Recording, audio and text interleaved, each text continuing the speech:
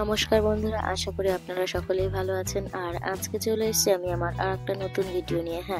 আমি প্রায় কলকাতার সমস্ত জায়গাগুলোকেই আপনাদের সামনে তুলে ধরার চেষ্টা করি এবং তার পার্শ্ববর্তী সংলগ্ন ভালো ভালো জায়গাগুলোকে, বিশেষ করে কোনো দার্শনিক জায়গা কিংবা কোনো ধর্মীয় স্থান কিংবা কোনো মনীষীর বাড়িকে আমি কিন্তু দেখানোর চেষ্টা করি। তো আজকে চলে গেছিলাম শিয়ালদা স্টেশন সংলগ্ন একটি চার্চে। এই চার্চটি কিন্তু অনেক পুরনো এবং এখানে প্রচুর মানুষ কিন্তু এসে থাকে। অনেকেই জানে না এই চার্চটা খোলা থাকে কি থাকে না। শিয়ালদার একদম পাশেই কিন্তু ১ নম্বর প্ল্যাটফর্ম থেকে বেরিয়েই পাশ থেকে হেঁটেই যে ফুট রাস্তাটা দেখছেন, ওখান থেকে হেঁটে মাত্র ২ মিনিটের হাঁটা পথেই বলা চলে।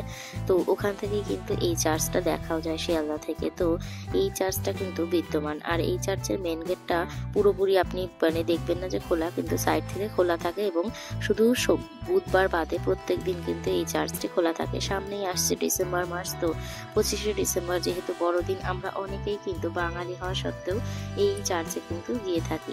হিন্দু, বৌদ্ধ, খ্রিস্টান সমস্ত ধর্মের অবলম্বন মানুষই আমরা, যেহেতু ধর্ম নিরপেক্ষ দেশে অবস্থান করি, শুধু তার জন্যই না, অনেকেই পড়াশোনা জানা শিক্ষিত শ্রেণীর মানুষরা কিন্তু ধর্মকে ম্যাটার করে না। তারা নিজের ধর্মটাকে তো পালন করে, পাশাপাশি কিন্তু সকল ধর্মকেই রেসপেক্ট করে এবং সেই জায়গাগুলোতেও কিন্তু যায়। আমি এখানে মাঝে মাঝে এসে থাকি। তো এটা আমি কলেজে যখন পড়তাম, কলেজ লাইফেও যখনই আমার কখনো মন খারাপ হতো, এটা যেহেতু কলেজের খুব পাশে সংলগ্ন একটি জায়গা, তো তার জন্য চলে আসতাম এখানে। এবং আসার পরে এখানে আসলে মনটা কিন্তু শান্ত হয়ে যায়। তো আপনিও হেঁটে চলে আসতে পারেন যে কোনো দিন শিয়ালদা আসলে, অনেকেরই কিন্তু ভালো লাগে। আর চার্চটা দেখুন, পুরো শান্ত একটা বাতাবরণ, নিরিবিলি। আর মা তারা দেখুন, দুটো সিস্টার রয়েছে এখানে, তো তারা নিজের প্রেতে ব্যস্ত এবং ওনারাও খুব ভালো। আমাকে অনেক আশীর্বাদ করলেন, গেলাম, কথা হলো। তো উনি আমাকে বললেন যে তুমি কোন ধর্মে বিলং করো, এখানে আসো। বললাম আমি অনেক আগে থেকেই আসি এবং আমার এখানে আসলে সত্যি বলছি খুবই ভালো লাগে, তার জন্যই বারবার ছুটে ছুটে যাই। তো প্রকৃতপক্ষে প্রাচীনকালে সমস্ত আধুনিক পণ্ডিতেরা একমত যে যিশু ঐতিহাসিকভাবে বিদ্যমান ছিলেন। খ্রিস্টান ধর্মের ধর্মীয় গ্রন্থ বাইবেলে কিন্তু সমস্ত ইতিবৃত্ত খ্রিস্টান যীশু খ্রিস্টের জন্ম থেকে শুরু করে সমস্তটাই কিন্তু দেওয়া রয়েছে।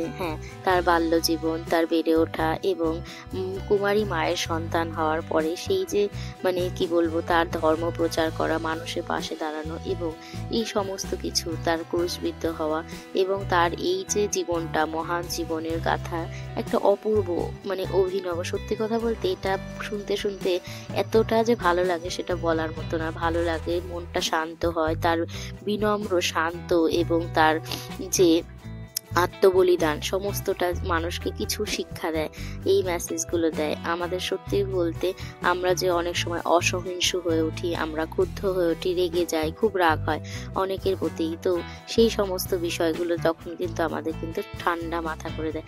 এটা প্রত্যেকটা ধর্মের আমাদের নিজস্ব কিছু ধর্মীয় গ্রন্থ আছে, সেগুলোও যেরকম আমরা পাঠ করতে পারি, তার পাশাপাশি কিন্তু এই বিশ্ব সংসারে বিভিন্ন কিছু জানার আছে। এবং অন্যান্য যারা বিশেষ বিশেষ জ্ঞানী ব্যক্তি হয়, তারা হয়তো সমস্ত ধর্মগ্রন্থই কিন্তু পড়ে থাকেন, কি কোরআন কিংবা বাইবেল, কোনো কিছুই কিন্তু, ত্রিপিটক, কোনো কিছুই বাদ দেন না। তারা কিন্তু সমস্ত ধর্মগ্রন্থকে সমান মর্যাদা দেন। গীতা, মহাভারতের সাথে সাথে কিন্তু আমরা এই সমস্ত গ্রন্থাদিও অল্প বিস্তর হলে জানি এবং আমাদের বাঙালির উৎসবপ্রিয় মন নিয়ে আমরা কিন্তু সমস্ত উৎসবেই মেতে উঠি। আজকের মতো এখানেই শেষ করছি।